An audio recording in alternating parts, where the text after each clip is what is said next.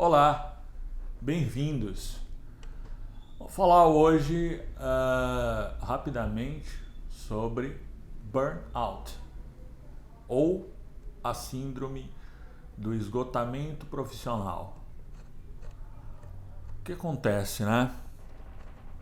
Com, ah, com o início da vigência do CID-11 em janeiro desse ano, essa síndrome passou a ser então reconhecida como uma doença ocupacional, um distúrbio específico do contexto ocupacional. E esse distúrbio, essa classificação, então contempla um quadro que reúne sintomas agudos de exaustão, de estresse, né, de esgotamento físico, sendo então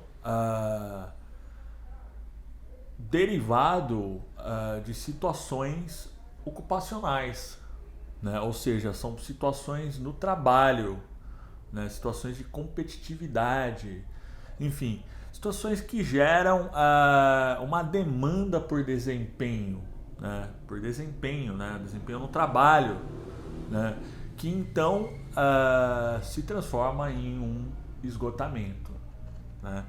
Então, em suma, esse é um distúrbio que tem como causa o excesso de trabalho, né? Ele se refere a um over, né? Um excesso ocupacional que é característico em algumas profissões, né? Profissões que atuam constantemente sob pressão, né? Como é o caso de médicos, de enfermeiros, de psicólogos. Já vi muito funcionário de CAPS, né, tendo burnout. Já vi muito professor tendo burnout.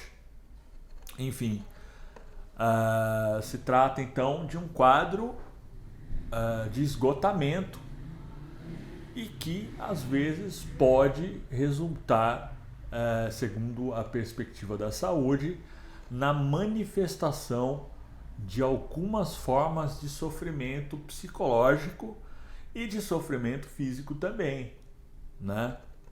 Dor de barriga, problemas gastrointestinais, dores de cabeça com frequência, dores musculares, cansaço excessivo, né? Tontura, fadiga, pressão alta, alteração cardíaca, falta de vontade de sair da cama ou de sair de casa, ou falta de apetite, né? Dificuldade de concentração, insônia, né? Então esses são os principais sintomas ou sinais físicos que compõem esse distúrbio, já que os principais sintomas ou sinais psíquicos já são elencados, né? Já estão elencados em 3 níveis na descrição do CID-11, né? Eu vou deixar o link aqui na descrição do vídeo, tá? Que é o QD85, tá? Do CID-11 ou ICD-11.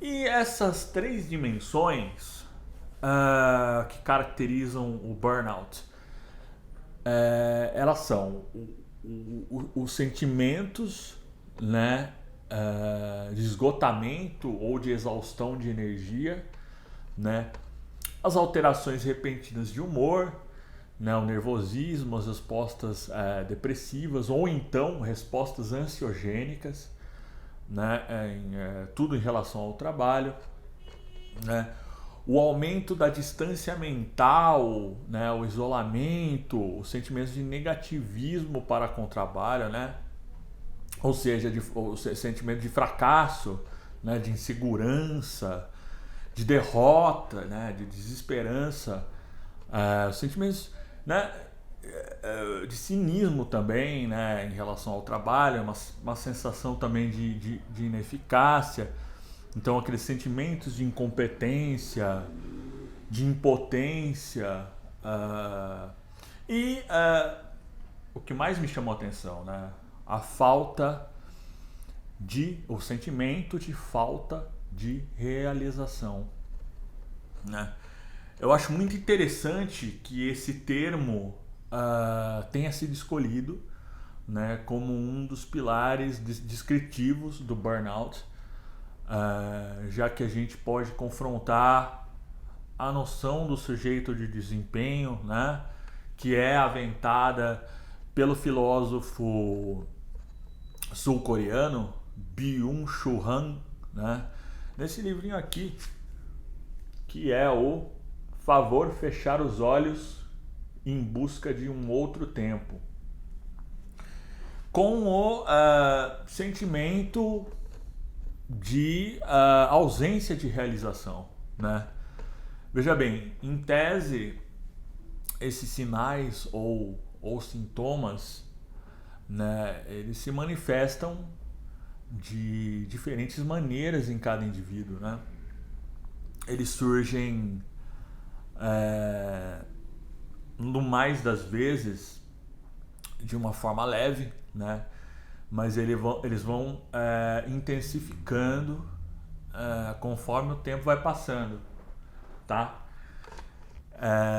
E muitas vezes o indivíduo ele só vai procurar o tratamento, né, quando a situação já está insustentável.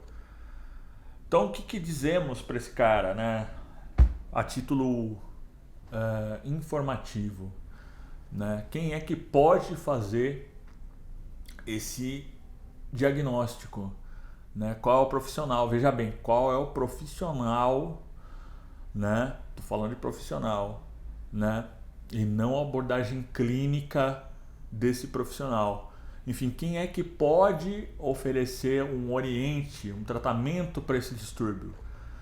Quem pode oferecer um oriente para esse distúrbio são os psicólogos e os psiquiatras, tá? Esse diagnóstico ele só pode ser feito por psicólogos e psiquiatras aqui no Brasil, ok? Né? É claro que existem outras alternativas, né? Inclusive alternativas que trazem um complemento a esse tratamento. Eu não vou entrar nessa seara aqui, mas no Brasil a indicação oficial para esse tratamento, os mais indicados a conduzir esse tratamento são mesmo os psicólogos e os psiquiatras. Tá bom? Mas o que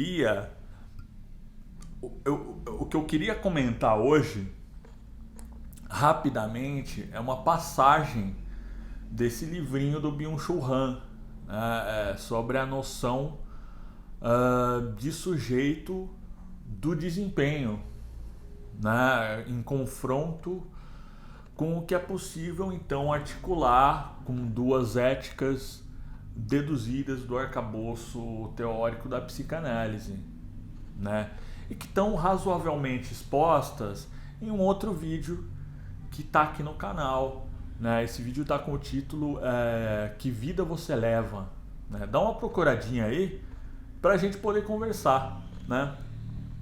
O Byung-Chul Han oferece então uma leitura bem interessante desse fenômeno.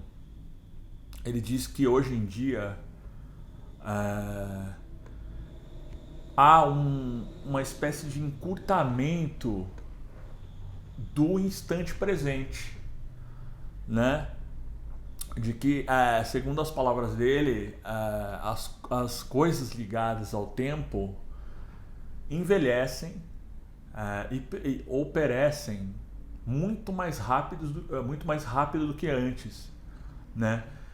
E essa ética, digamos assim, não se refere ao tempo como uma dimensão que está sendo acelerada, tá? Mas como algo que não tem parada, né? Não tem break. Seria como se o tempo para compreender e o momento de concluir, principalmente evocados no ensino do Lacan, tivessem sendo rechaçados, né? Ou que qualquer coisa ligada ao tempo não encontrasse um momento de metabolismo, né? E é precisamente essa uma das características do burnout, né? Onde o indivíduo, ou nas palavras do Byung-Chul Han, o sujeito do desempenho, tenta desenvolver uma série de ações e acaba não encontrando esse tempo, né, para cada uma dessas ações, né, porque ele está visando uma produção, né, uma produção desenfreada. Então, isso resulta em situações onde esse indivíduo acaba concluindo que ele é incapaz, né? Ou que o seu trabalho nunca é suficiente. E esse fator pode levar tanto à inconclusão do trabalho quanto ao esgotamento do indivíduo. Segundo esse autor, o pensamento humano supõe a capacidade de concluir, de se deter ou de demorar. E essa capacidade é como que sufocada na era da informação, né? Que é uma era basicamente do cálculo, né? E do algoritmo. O algoritmo presta esse serviço, né? Que é um cálculo realizado por uma inteligência artificial que dispensa então essa função do pensamento. Eu vou indicar outro vídeo aqui no canal, também da série Contextos, e que está como qual velocidade para a subjetividade. Eu trato desse tema nesse vídeo. Quer dizer, será que a subjetividade tem essa mesma velocidade que tem os algoritmos, né? E para finalizar, eu vou ler um trecho do livrinho do Byung-Chul Han, em que ele diz que o pensamento precisa de um silêncio, que é preciso poder fechar os olhos, daí o título do livro, né? E que ele diz o seguinte, vamos lá direto. O sujeito do desempenho é incapaz de chegar a uma conclusão. Ele se despedaça sob a coação de sempre ter de produzir mais desempenho. Precisamente essa incapacidade de chegar a uma conclusão e de encerrar conduz ao burnout. E em um mundo no qual a conclusão e o encerramento dão lugar a um avanço sem fim e sem direção, não é possível morrer, pois também o morrer pressupõe a capacidade de encerrar a vida. Quem não consegue morrer no tempo certo tende a acabar em uma hora inoportuna, tá? Então é isso. Bem, meus amigos e amigas, esse foi mais um vídeo da série Contextos. Dá uma curtida aí, se inscreve no canal para a gente continuar colocando vídeos toda semana aqui. Falou? Um abraço e até a próxima.